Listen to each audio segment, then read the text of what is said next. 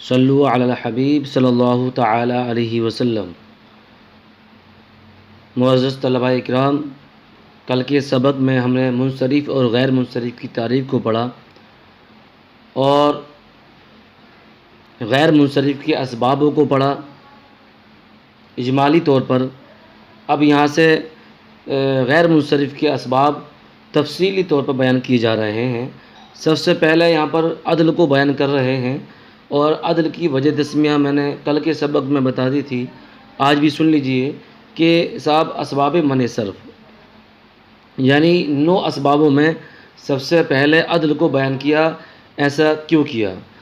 پہلے کسی دوسرے وصف کو بیان کر دیتے، دوسری چیز کو بیان کر دیتے، دوسرے سبب کو بیان کر دیتے، عدل ہی کو پہلے بیان کیوں کیا؟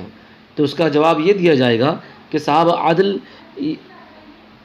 یہ ایسی قسم ہے اسباب منع صرف میں جس میں کوئی شرط نہیں ہے، بغیر شرط کے پایا جاتا ہے، یعنی اس میں کوئی قید نہیں ہے، اور دوسری جو قسمیں ہیں، دوسرے جو اسباب ہیں، اس میں کوئی نہ کوئی شرط اور کوئی نہ کوئی قید ضرور ہے، یعنی یہ مطلق کے حکم میں ہیں اور وہ مقید کے حکم میں ہے، اور قاعدہ ہے کہ مطلق مقید پر مقدم ہوتا ہے۔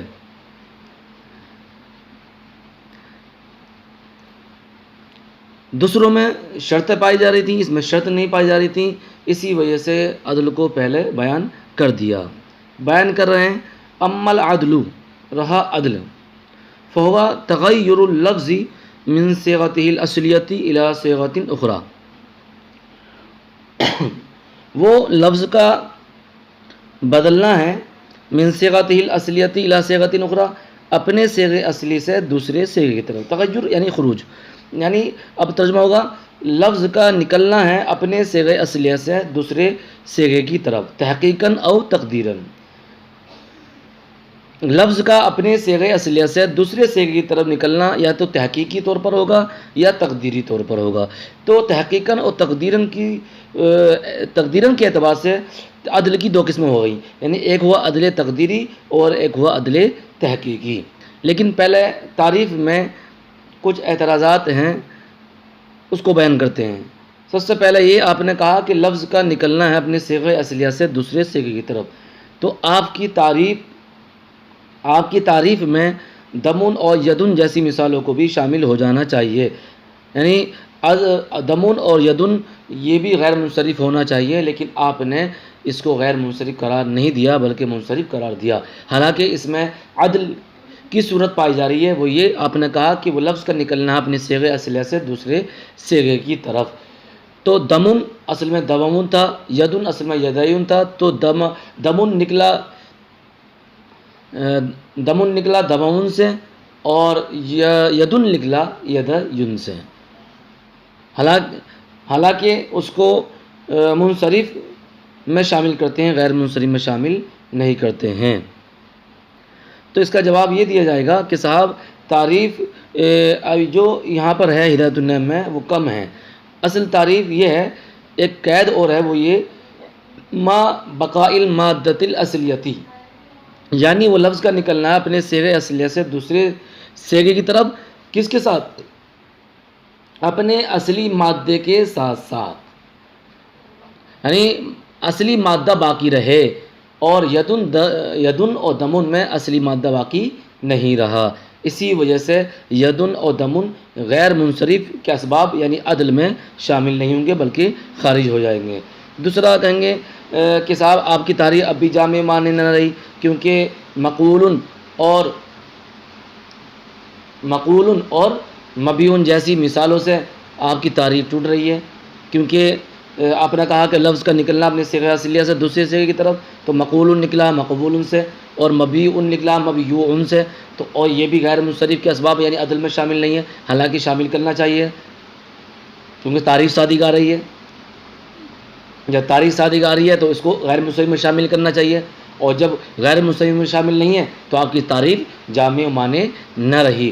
تو اس کا جواب یہ دیا جائے گا کہ صاحب ایک قید اور ہے، وہ یہ کہ بلا قانون صرفی، یعنی وہ لفظ کا اپنے صیغے اصلیہ سے نکلنا ہے دوسرے صیغے کی طرف اصلی مادے کی بقا کے ساتھ، اور نحوی اور صرفی قاعدے کے بغیر، یعنی صرفی قاعدے پر عمل کیے بغیر. اور مقول اور مبیع میں جو مقبول سے مقول ہوا ہے، مبیع سے مبیع ہوا تو وہ قاعدے کے تحت ہوا ہے. اور یہاں پر یہ ہے کہ قاعدے صرفی کے علاوہ کے ساتھ ہو، یعنی قاعدے صرفی کے مخالف طور پر پایا جائے. اور یہاں پر مقول اور مبیع صرفی قاعدہ یہاں پر پایا جا رہا ہے. آگے بیان کر رہے ہیں مصنف علیہ الرحمہ تحقیقاً اور تقدیراً، یعنی وہ لفظ کا نکلنا اپنے صیغہ اصلیہ سے دوسرے صیغے کی طرف یا تو تحقیقاً ہوگا یا تقدیراً ہوگا. اب عدل کی دو قسمیں ہوئیں، عدل تحقیقی اور عدل تقدیری. عدل تحقیقی اور عدل تقدیری کسے بولتے ہیں صاحب؟ بیان کریں گے کہ عدل تحقیقی وہ ہے کہ جس کا معدول ان خارجی موجود ہو، اس پہ کوئی دلیل بھی ہو. اور عدل تقدیری کسے بولیں گے صاحب؟ تو عدل تقدیری وہ ہے کہ جس کا معدول ان خارجی موجود نہ ہو اور اس پہ کوئی دلیل بھی نہ ہو. جیسے مثال کے طور پر عدل تحقیقی مثال ثلاث و مثلث. تو ثلاث و مثلث یہ معدول ہیں، اور اس کا معدول ان کون مانا ہے؟ ثلاثۃ ثلاثۃ مانا ہے. کیوں؟ کیونکہ ثلاث و مثلث کا معنی بھی تین تین اور ثلاثۃ ثلاثۃ کا معنی بھی تین تین. اور قاعدہ ہے کہ معنی کی تکرار لفظ کی تکرار پر دلالت کرتی ہے، یعنی معنی کی تکرار ہوتی ہے تو وہ لفظ کی تکرار کو لازم ہوتی ہے. تو ثلاث مثلث کا معنی تین تین اور ثلاثۃ ثلاثۃ کا معنی بھی تین تین. تو یہاں پر معدول ان یعنی ثلاثۃ ثلاثۃ بھی پایا گیا اور اس پر دلیل بھی پائی گئی کہ صاحب ثلاثۃ ثلاثۃ سے ہی ثلاث مثلث سے نکلے ہیں، کسی اور سے نہیں نکلے ہیں. اور عدل تقدیری اسے بولتے ہیں کہ جس کا معدول ان خارجی موجود نہ ہو اور اس پر کوئی دلیل بھی نہ ہو. جیسے کہ عمر غیر منصرف پڑھا گیا اور نحوی حضرات نے اس کو جب اس کا معدول ان نہیں ملا اور اس پہ کوئی دلیل نہ ملی، صرف ایک سبب پایا جا رہا تھا، وہ کیا ہے؟ علم. اور یہ علم ایک سبب ہے، ایسا ایک سبب ہے جو دو کے قائم مقام بھی نہیں ہے. اور یہ ایک سبب دو کے قائم مقام نہیں ہے تو ایک سبب غیر منصرف کر نہیں سکتا، کیونکہ غیر منصرف ہونے کے لیے دو سبب یا ایک سبب جو دو کے قائم مقام ہو ایسا پایا جائے. تو نحوی حضرات نے، اہل عرب نے اس کو عمر سے معدول مان لیا. تو عمر یہ عامر سے نکلا ہے، اس پر کوئی دلیل نہیں ہے لیکن مان لیا کیونکہ غیر منصرف ہونے کے لیے دو سبب کا ہونا ضروری تھا. تو یہاں پر ایک عدل مان لیا اور دوسرا کیا؟ علم مان لیا، جس کی وجہ سے اس کو غیر منصرف پڑھا گیا ہے. آگے بیان کر رہے ہیں مصنف علیہ الرحمہ ولا یجتمع مع وزن الفعل اصلا، اور یہ وزن فعل کے ساتھ بالکل جمع نہیں ہوگا. یعنی عدل وزن فعل کے ساتھ بالکل جمع نہیں ہوگا. کیوں نہیں ہوگا؟ تو اس کا جواب یہ دیا جائے گا کہ صاحب عدل کے اوزان الگ ہیں اور فعل کے اوزان الگ ہیں.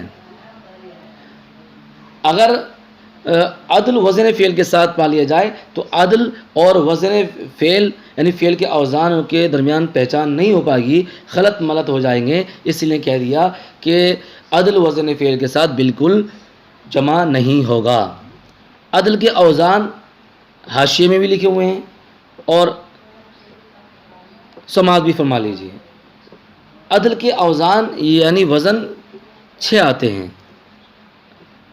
فعال جیسے کہ ثلاث، مفعل جیسے کہ مثلث، فعال جیسے کہ عمر،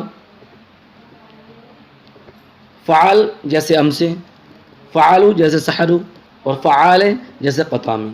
تو 6 وزن آتے ہیں عدل کے، اور ان وزنوں پر کوئی بھی فعل نہیں آتا ہے.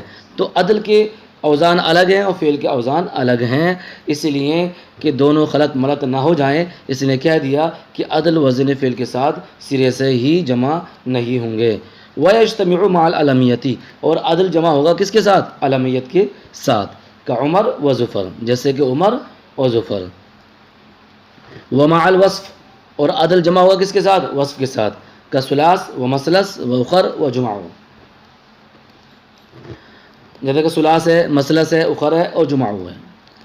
اب یہاں پر ایک اعتراض کر سکتے ہیں، وہ یہ کہ صاحب جب عدل کی تقسیم کی طرح اشارہ کیا تو تحقیقاً کو پہلے لے کر آئے اور تقدیراً کو بعد میں لے کر آئے، اور جب مثالیں پیش کیں تو عدل تقدیری کی مثالوں کو پہلے بیان کیا اور عدل تحقیقی کی مثالوں کو بعد میں بیان کیا۔ حالانکہ پہلے قسم تحقیقی تھی تو تحقیق کی مثالوں کو بیان کرتے، اور تقدیر کی قسم بعد میں تھی تو اس کی مثالوں کو بعد میں بیان کر سکتے تھے، لیکن بیان نہیں کیا۔ تو اس کا جواب یہ دیا جائے گا کہ صاحب عدل تقدیری میں جو دوسرا سبب پایا جا رہا ہے عدل کے علاوہ وہ علم پایا جا رہا ہے، اور عدل تحقیقی میں جو دوسرا سبب پایا جا رہا ہے عدل کے بعد وہ پایا جا رہا ہے وصف، اور علم اور وصف میں تباین کی نسبت ہے، کیونکہ عمر یعنی علم یہ ذات معین پر دلالت کرتا ہے اور وصف ذات مبہم پر دلالت کرتا ہے۔ تو جو ذات معین پر دلالت کرتا ہے علمیت، تو اس کو پہلے بیان کر دیا، اور اس کے اندر ابہام ہوتا ہے اس لیے اس کو بعد میں بیان کر دیا۔ اب رہی بات ثلاث و مثلث، یہ تو بتا دیا کہ اس کا معدول ان خارج میں کون ہے اور اس پر دلیل کیا ہے۔ تو ثلاث مثلث کا معدول ان وہ ہے ثلاثۃ، اور اس پر دلیل یہ ہے کہ ثلاث و مثلث کا معنی بھی 3 اور ثلاثۃ کا معنی بھی 3، اور قاعدہ ہے کہ معنی کی تکرار لفظ کی تکرار پر دلالت کرتی ہے، اس لیے مان لیا کہ ثلاث و مثلث یہ ثلاثۃ سے نکلے ہیں۔ تو ایک اس کا اندر پایا گیا عدل اور دوسرا پایا گیا وصف، کیونکہ معنی وصفی پر دلالت کرتے ہیں یہ۔ وَأُخَرَ، تیسری مثال دی اخر۔ اب اخر یہ جمع ہے اخرا مؤنث کی، اخرا اس میں تفضیل مؤنث کی، اور اخرا یہ اس میں تفضیل مذکر یعنی آخرو کی مؤنث ہے، اور قاعدہ ہے کہ اس میں تفضیل کا استعمال 3 طریقوں پر ہوتا ہے، کہ اس میں تفضیل کا استعمال الف لام کے ساتھ ہوتا ہے جیسے الافضل، اور اس میں تفضیل کا استعمال اضافت کے ساتھ ہوتا ہے جیسے افضل القومی، اور اس میں تفضیل کا استعمال من کے ساتھ بھی ہوتا ہے جیسے افضل من القومی۔ اب یہاں پر اخر تینوں میں سے کسی ایک کے ساتھ بھی نہیں ہے، تو مان لیا کہ صاحب یہ اس میں تفضیل ہے، یہ جمع ہے اخرا مؤنث کی، اور اس میں تفضیل کا استعمال 3 طریقوں میں سے کسی ایک کے طریقے کے ساتھ ہوتا ہے، تو یہاں پر کوئی سے بھی طریقہ نہیں پائے گا، تو مان لیا کہ ان 3 طریقوں میں سے کسی ایک سے عدول کیا گیا ہے، تو اس اعتبار سے ایک عدل پایا گیا اور دوسرا وصف پایا گیا۔ وجمعوا، جمعو یہ جمع ہے جمعاؤ کی، اور جمعاؤ یہ فعلاؤ کے وزن پر ہے، اور فعلاؤ کی 2 صورتیں ہوتی ہیں، فعلاؤ کی 2 قسمیں ہوتی ہیں، یعنی فعلاؤ ایک اسمی ہوتا ہے اور فعلاؤ ایک صفتی ہوتا ہے۔ اسمی کا مطلب یہ ہوتا ہے کہ اس وزن پر آنے والا کلمہ یا تو اسم جامد ہوگا یا کسی کا نام ہوگا، جیسے صحراؤ، اور صفتی کا مطلب یہ ہوتا ہے کہ اس وزن پر آنے والے کلمے میں صفت کا معنی۔ جمعو یہ جمع ہے جمعاؤ کی، اور جمعاؤ یہ فعلاؤ کے وزن پر ہے، اور قاعدہ ہے کہ فعلاؤ کی 2 قسمیں آتی ہیں، ایک فعلاؤ صفتی ہوتا ہے اور ایک فعلاؤ اسمی ہوتا ہے۔ اسمی کا مطلب یہ ہوتا ہے کہ اس وزن پر آنے والا کلمہ یا تو اسم جامد ہوگا یا کسی کا نام ہوگا، جیسے صحراؤ، اور صفتی کا مطلب یہ ہوتا ہے کہ اس وزن پر آنے والے کلمے میں صفتی معنی پایا جائے گا، صفتی معنی دے گا۔ اور قاعدہ یہ ہے کہ فعلاؤ جو اسمی ہوتا ہے اس کی جمع 2 آتی ہیں، ایک فعلا کے وزن پر آتی ہے اور یا فعلابات کے وزن پر آتی ہے، جیسے صحراؤ کی جمع صحرابات اور صحارا 2 آتی ہیں، اور فعلاؤ جو اس صفتی ہوتا ہے تو اس کی جمع فعل آتی ہے، جیسے حمراؤ کی جمع حمر۔ تو فعلاؤ کے وزن کی 2 جمع ہو گئیں، خواہ فعلاؤ اسمی ہو یا صفتی ہو، اس کی 3 جمع ہو گئیں، یعنی ایک ہوئی فعلا، ایک ہوئی صحرا، ایک ہوئی صحرابات، اور ایک ہوئی حمرن، 3 جمع ہو گئیں، اور جمعو ان 3 جمعوں میں سے ہی ہیں، تو ماننا پڑے گا کہ فعلا، فعلابات اور فعلن میں سے کسی ایک سے عدول ہو کر آیا ہے، یعنی یا تو وہ حمرن سے آیا ہے یا صحرا سے آیا ہے یا صحرابات سے عدول ہو کر آیا ہے، تو ایک اس اعتبار سے ایک عدل پایا گیا اور دوسرا وصف پایا گیا۔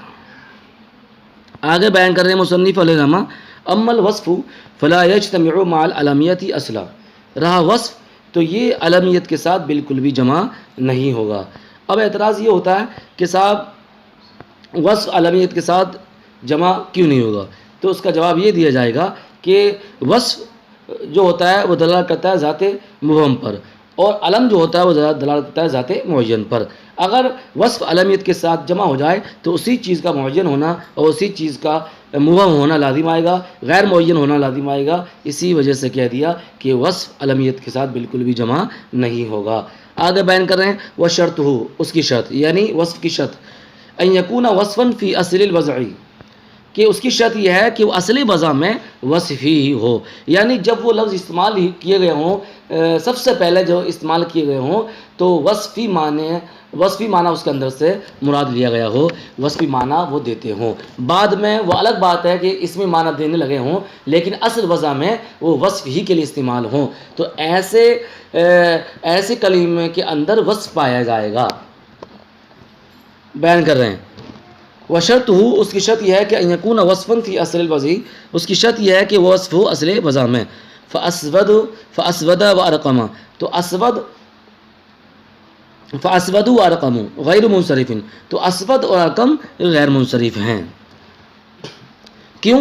کیونکہ اسود اور ارقم جب یہ وضع کی گئے تھے تو اسود ہر کالی چیز کے لیے استعمال ہوا تھا اور ارقم ہر چت کبری چیز کے لیے استعمال ہوا تھا، تو اصل وضع میں یہ وصف ہیں، اسی اعتبار سے کہہ دیا کہ اسود اور ارقم یہ دونوں کی دونوں غیر منصرف ہیں۔ آگے بیان کر رہے ہیں وَإِن صَارَ اسْمَيْنِ لِلْحَيَّةِ، اگرچہ یہ دونوں نام پڑ گئے ہیں للحیہ کسی سانپ کے، یعنی بعد میں یہ اسود اور ارقم ایک سانپ کے نام پڑ گئے ہیں، یعنی اسود بولتے ہیں کالے سانپ کو اور ارقم یہ چتکبرے سانپ کے لیے بولا جانے لگا۔ تو اب یہاں پر یہ کہنا چاہ رہے ہیں کہ اسود اور ارقم غیر منصرف نہیں ہونا چاہیے تھا کیونکہ یہ اسم ہو گئے، تو آگے جواب دے رہے ہیں لِإِصَالَتِهِمَا فِي الْوَصْفِيَّةِ، یہ اسود اور ارقم یہ کس وجہ سے غیر منصرف ہیں؟ دلیل دے رہے ہیں لِإِصَالَتِهِمَا فِي الْوَصْفِيَّةِ، ان دونوں کا وصفیت میں اصل ہونے کی وجہ سے، کیونکہ یہ دونوں اصل میں وصف کے لیے استعمال ہوئے تھے، اسمیت کے لیے استعمال نہیں ہوئے تھے۔ تو وصف اصلی ہے اور اسمیت عارضی ہے، اور جس میں وصفیت اصلی ہو اسمیت عارضی ہو وہ غیر منصرف ہی رہے گا، غیر منصرف ہی رہے گا، منصرف نہیں ہو سکتا۔ اور اگر اس کے برعکس ہو یعنی اسمیت اصلی ہو وصفیت عارضی ہو، جیسے نیچے مثال آئے گی، تو وہ منصرف ہی رہے گا، غیر منصرف نہیں ہو سکتا، جیسے کہ نیچے مثال آ رہی ہے بیان کر رہے ہیں وَأَرْبَعِن فِي قَوْلِكَ مَرَرْتُ بِنِسْبَةٍ أَرْبَعِن، اور اربعین آپ کے قول مررت بنسبۃ اربعین میں بتا رہے ہیں منصرفون، یہ منصرف ہے، یعنی مررت بنسبۃ اربعین، میں 4 عورتوں کے پاس سے گزرا، تو یہاں پہ یہ کہنا چاہ رہے ہیں کہ دیکھو اسے غیر منصرف ہونا چاہیے تھا۔ کیسے؟ کیونکہ ایک تو اس کے اندر وزن فعل پایا گیا افعال احمد کے وزن پر، اور دوسرا یہ کہ معنی وصفی اس کے اندر ہے، یعنی نسبت موصوف ہے، اور اربعین یہ کی صفت ہے، اور وصفی معنی پایا جا رہا ہے اس کے اندر، تو اس میں 200 پائے جا رہے ہیں، یعنی ایک وصف پایا جا رہا ہے اور دوسرا وزن فعل پایا جا رہا ہے، لیکن پھر بھی کیا ہے یہ منصرف ہے۔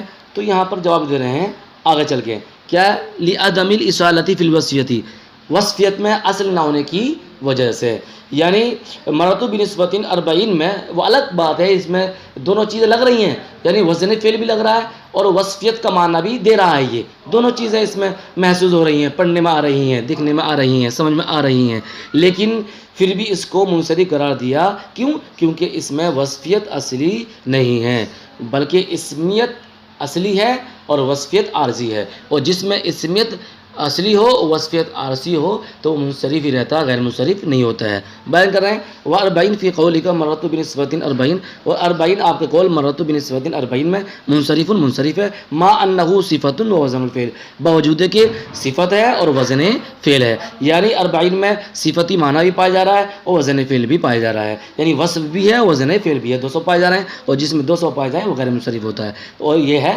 منصرف۔ کیوں؟ لعدم الاصالۃ فی الوصفیۃ، ان دونوں کا وصفیت میں اصل نہ ہونے کی وجہ سے۔ واللہ اعلم بالصواب، صدق اللہ العظیم۔